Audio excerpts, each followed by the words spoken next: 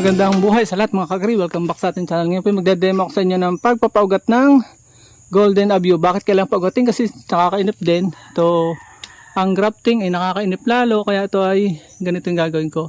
Dwarf na itong gagawin ko. Then double marketing ko pa ito sa isang araw pagka sibol na. About 3 to 6 months yan. So kailangan ay tanggalin mo na muna yung balat, yung cambium layer, yung up at least 2 inches pataas, 2.5 ganun. Tapos saka babaluto sa baba, and then lalagyan natin ng soil media, preferably ay mga coco peat at kalahating lupa.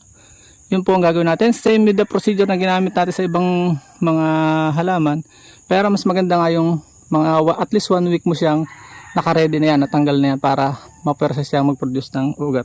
Tara na, let's go! Isa lang po i-demo ko sa inyo. Talian muna natin dito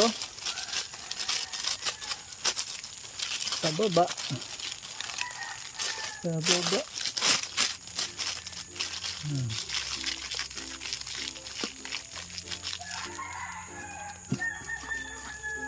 ibebenta po natin ito ng may kamahalan dahil po siya ay bubunga na.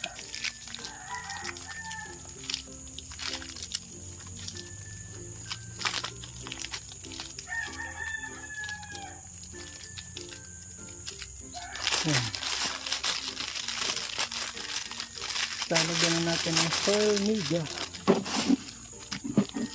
Dapat po ito ay basa, moist.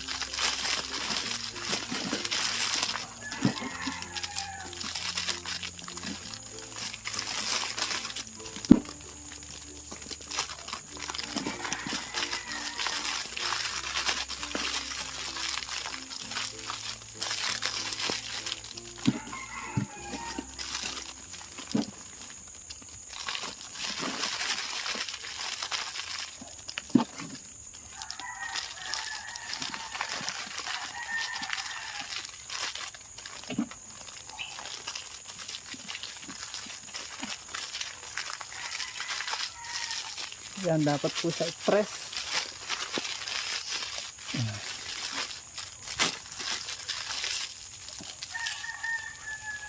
Then ilalak natin siya.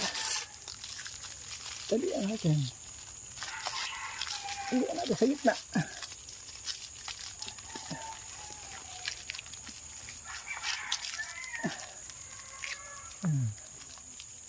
And then itatali natin.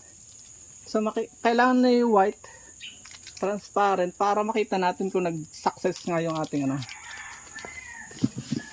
Ganyan lang kasimple yung pagpapaugat ng golden abuse. So plating ko lang, kailangan na yung white para kita nyo kung transparent, kung tagumpay yung ating pag-graph, yung ating pagmamarkot.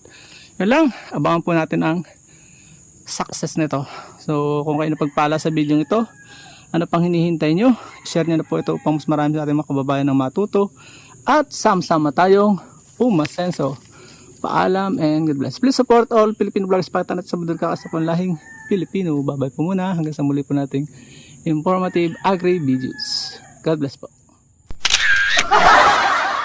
At dyan po nagtatapos ang munti natin vlog. Kung kayo po napagpala at mahilig kayo sa ganitong klase mga upload, please consider subscribing and hitting the bell icon so that you'll get notification sa mga upcoming namin videos. Ano po? Magkita-kits po tayo sa susunod natin mga vlog. Paalam and God bless. Bye-bye po muna.